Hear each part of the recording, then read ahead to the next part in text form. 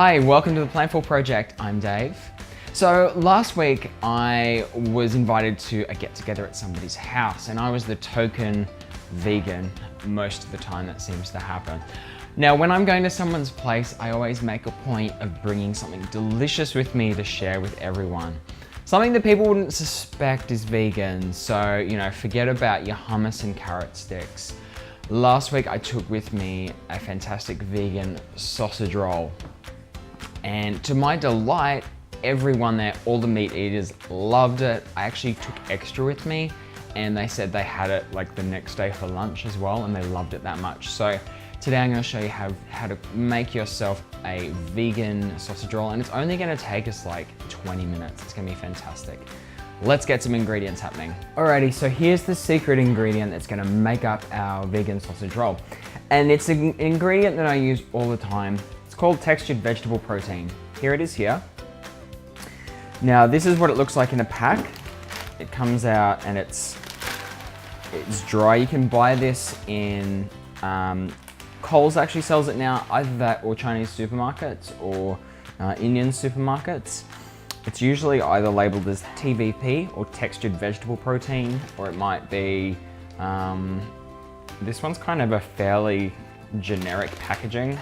TVP mince, that's what this one says on it. So that's generally how it's marketed. It looks like this, it's got little fine granules.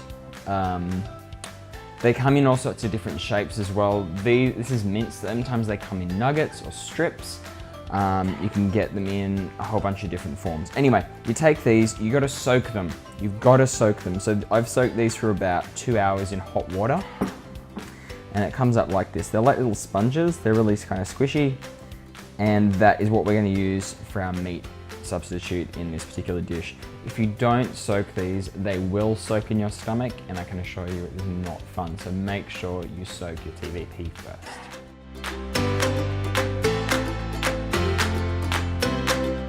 So I'm gonna pop about a teaspoon or so of dairy-free butter into my pan. And that's probably just a little bit too hot. We're just gonna get that going. Just gonna melt that down. Then I'm gonna grab my garlic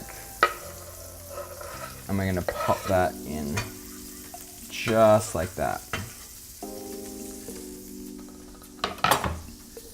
And the aim of this is just to fry off the garlic a little bit until it's sort of lightly golden brown in that butter. You could also use oil, olive oil, coconut oil, it's up to you.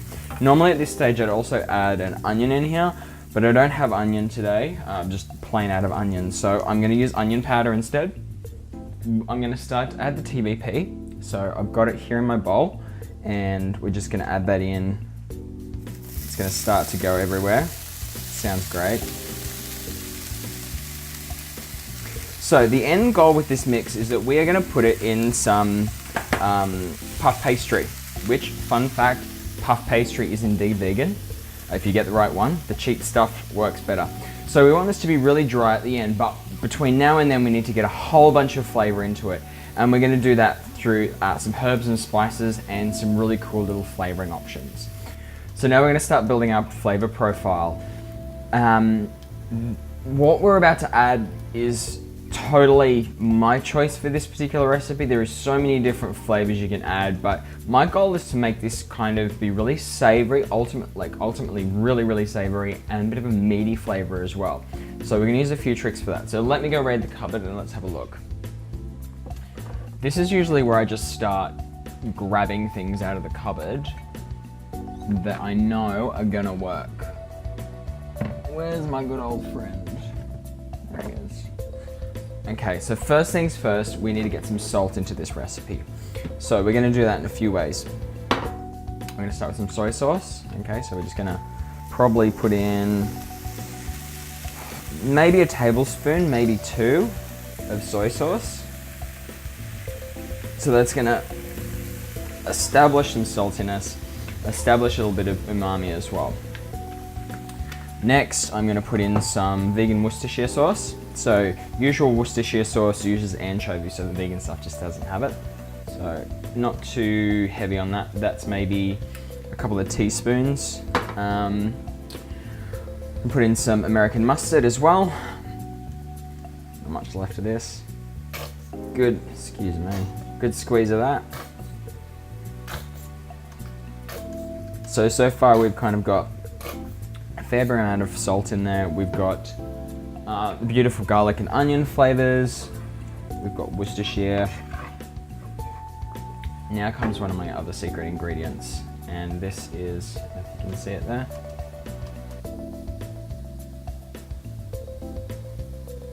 This is my liquid smoke.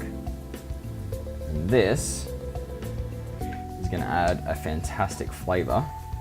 Now you need to be extremely withheld using liquid smoke. So I'm gonna add probably a teaspoon, maybe a tiny bit more. This stuff is super strong. You know, you see on TV when they smoke different foods, they put wood chips in and then they smoke it up. Well, this liquid smoke gives you a similar result, but you don't need to go through that whole process. And it really helps to add to that meaty flavor as well. So I'm gonna keep going through that TVP. I'm gonna add a bit of tomato paste. I've got some tomato paste here. Again, we're just building flavor. So there's more salt in there, there's some more herbs and spices. Think about the flavors that you would have in a normal sausage roll. And that's sort of where we want to get to. So we're gonna keep mixing that around. I have a bit of a taste. What could that use? It's tasting really good. The liquid smoke's kind of right. The soy's kind of right.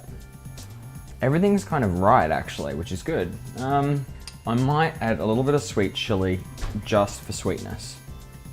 So sweet chili sauce is basically glorified sugar. So we can add a bit of that in there as well. It'll add a tiny bit of chili flavor, not a lot. It's mainly gonna be sugar that you're gonna get out of that one. And you can see this mix is, again, still really dry. So we're gonna have to cook it out anyway. There we go. All right, so now I'm just gonna let this cook down for a couple of minutes until it starts sticking to the bottom of the pan. That's really important that we let it kind of get to that stage. See how meaty this looks already. It's important we let it get to that stage because when we put it inside the pastry and then put it in the oven, we want to make sure that it's not going to start going really soggy. We don't want a soggy sausage roll. We want a nice, crisp, light, fluffy one with really good flavor. So let this cook down for a couple minutes and we'll come back and get our pastry on.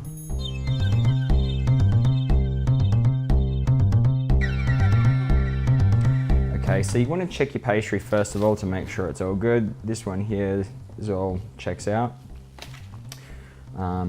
Nothing suspicious in here. So the amount of TVP we've prepared today is enough for one of these pastry rolls, which is probably enough to feed maybe 2 to 4 people just as a bit of a light snack at a party. So take out your puff pastry roll, just leave it on the plastic because we're going to use that in a minute to help us when we want to roll our sausage roll. That just maybe needs 5-10 minutes just to soften up to a point where we can start to bend it. So now we're going to take this mixture and we're going to put it onto our phyllo. So this is a really basic process of just dumping it in there. So I like to make this like a little bit of a pocket. So I'll pop it on, just like that. Now we mightn't fit all of this on there, that's okay. Better to not overstuff this. No, this is probably just about the right amount. So I used about 50 grams of dried TVP to make this one. So if you wanted to do 2 of them, you just double that. Use 100 grams of TVP and so on. There we go. Beautiful. Look at that. Couldn't have asked for a better result. Let's see what it tastes like. It tastes really good. That the liquid smoke really adds such a fantastic element to it. So now here comes the fun bit of rolling it all up.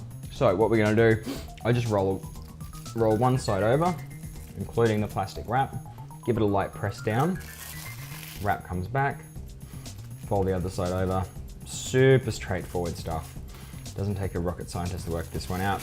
And then all I do along the edges is just push them down. Just seal them off like that. And you've got yourself a nice little sausage roll, just like that. Now, you can absolutely store this in the fridge, or I've even put it in the freezer, and then I've taken it to the party with me and then put it in the oven there, depending on how long it is between when you're making this initially to when you're actually gonna serve it. So this, you can literally just wrap it back up, pop it in the freezer, and you'd be good to go. But what we're gonna do, if I can find it, is we're gonna slice this up. And my other favorite obsession of late, is my air fryer. So I'm gonna use my air fryer. I'm just gonna put it on the cardboard so I don't cut straight through into the bench.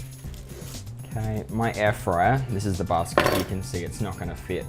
So I just cut my sausage roll into two pieces, and then literally grab my air fryer basket, just carefully.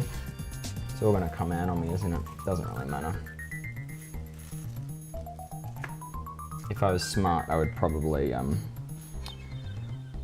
probably seal up the edges in such a way that makes this easier for myself. But I just pop that straight into, there's my air fryer basket, looks like that. Side by side. Now this is gonna cook in my air fryer for about between 8 and 10 minutes at about 200 degrees. If you're doing this in a normal oven, I would recommend 200 degrees, 15-20 minutes until it's golden brown, just lightly puffed up. It's all good to go.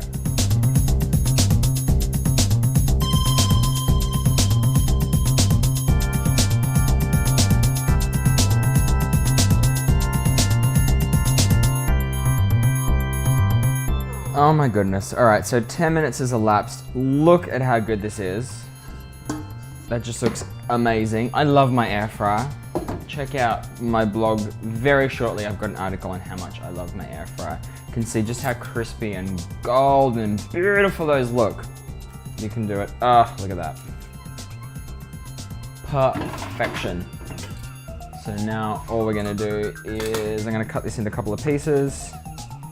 So this is great for finger food. Oh, so light, look at that. You've got the beautiful crunch of the pastry. You've got the savory deliciousness of the roll itself. Like, is there any better party food than this? We're just gonna plate it up now, and it's gonna be beautiful.